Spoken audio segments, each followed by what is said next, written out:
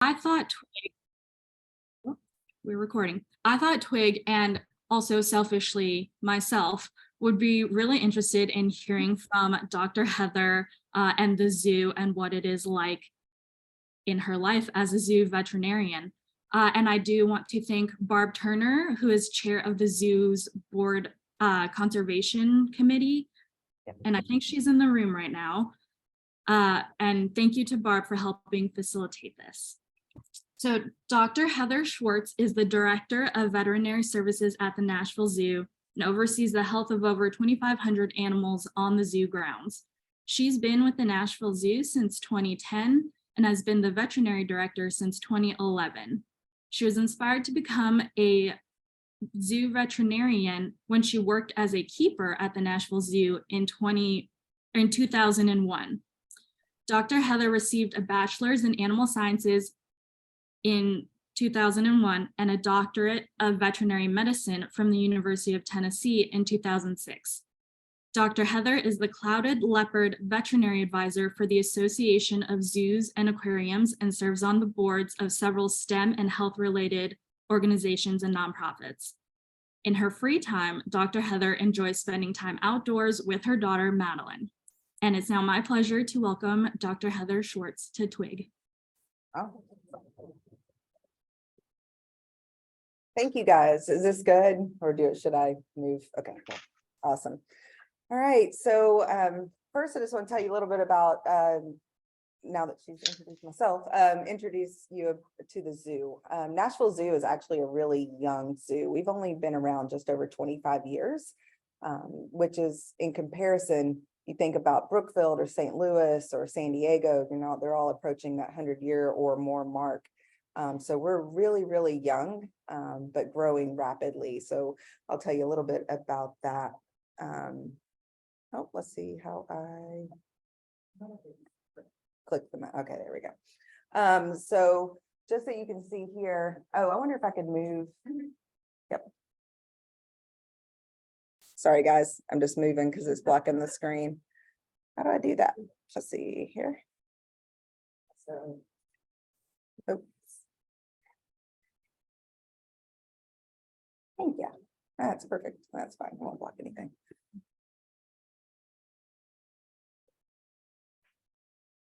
Perfect. All right. So you guys can see since the zoo moved to Nashville, it actually started in Joelton. I don't know if many people remember that, but it started there in 1990. And then in 1997, I think Mayor Bredesen is the one that said, hey, let's move the zoo over and bring it into the city of Nashville.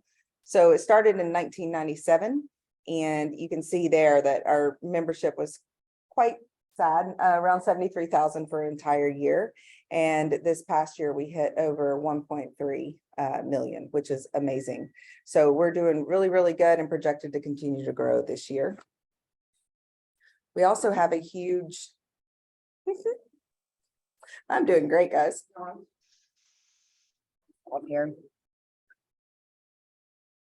There we go.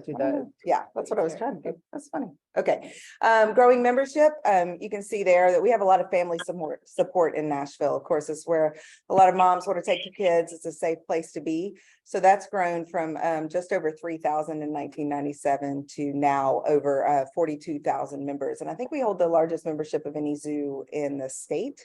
And we also have, and we do, and then we've also increased our attendance larger than anyone. I think the only one beating us out is Music City Center. I guess the what's the main thing right here in downtown? Yes, thank you. And then Dollywood. Those are the only two that are out competing us, but we actually have a higher attendance in Memphis and Knoxville, which is great. So in 2004, we became boarded by the Association of Zoos and Aquariums, which is the AZA, and it just make sure that we are doing everything by the book. Really, it's just a governing body to ensure that our animals are thriving, that we are giving back to conservation, education, and really doing right by the communities that we serve. So it's just a good governing board. So when you hear AZA, just wanted you to know what that is. And AZA oversees SAFE, which is Saving Animals from Extinction. And when you heard them talk, I'm part of the Clouded Leopard Advisory Board. That means that I help protect that species. I have more knowledge about that species than others, and there's a lot of us that donate our time to certain species amongst zoos that kind of take those under our wing and ensure that they have populations to exist into the future. So this is our new veterinary hospital. I'm not sure how many have seen it, but we opened it in 2019. Before that, we were in a tiny little antiquated facility because the zoo where it sits now was actually built for a little wildlife park called Grassmere. That's how it got its start, and it was just for native species. But since then, and when we took over, we had to build all this new infrastructure.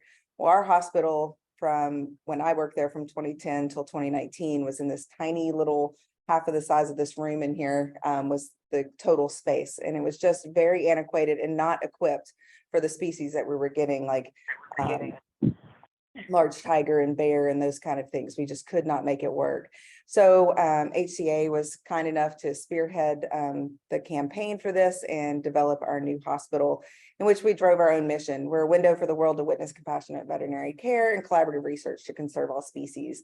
And we did that because we wanted to show the public what was actually taking place behind the scenes at the zoo. We wanted them to see all the care that's going into our animals and all the awesome careers that are actually not out front. Most people, when they go to zoos, they think of keepers and the animal team that way, which I was, and I loved it. And it was a really amazing job, and definitely encourage people to do that as well. You definitely have more one-on-one interaction with those animals as a keeper, and you get to know them in the good times. As a veterinarian, no one told me that every animal is going to hate me. So, you know, here I am loving them, and they see me coming and they're like, oh, and I literally the other day, they couldn't get one of the giraffe out, and they were like, hey, Heather, will you come over? And she went outside. So it's not a good feeling. I just started them 2 weeks before for vaccines. So yeah, so I ended up being the bad guy. But I wanted people to be able to see those careers and hopefully inspire others to know that those careers are out there as they're growing up. So we pretty much made the hospital a glass house. You can see into everything in our hospital. You can see in the nursery, you can see surgery and treatment. We generally do our procedures around 10 in the morning. So if you guys ever are out there, just kind of book it up to the hospital the first thing. Can't guarantee procedures are going on, but if they are, it's usually between that 10 and 12 time of when things are happening most. So there's actually 2 veterinarians on staff, myself and Dr. Loudon Wright. We're both native Nashvillians, which is unheard of. Most people have to, you know, be willing to move and travel and end up in whatever city you can, because there's not that many zoo jobs. But for us, very lucky. So actually Loudon was my pre-vet student and now he is back as my associate. He did his residency at San Diego Zoo, and he also was a student of UT. We have 3 full-time veterinary technicians. One, Stephen, is our hospital manager, and then Kelsey and Bailey. So they are veterinary nurses, and they pretty much help us run the show. We couldn't do it without them. And we also have a hospital keeper staff. So they're the ones that if we have animals that are in the hospital sick, or we have animals that come in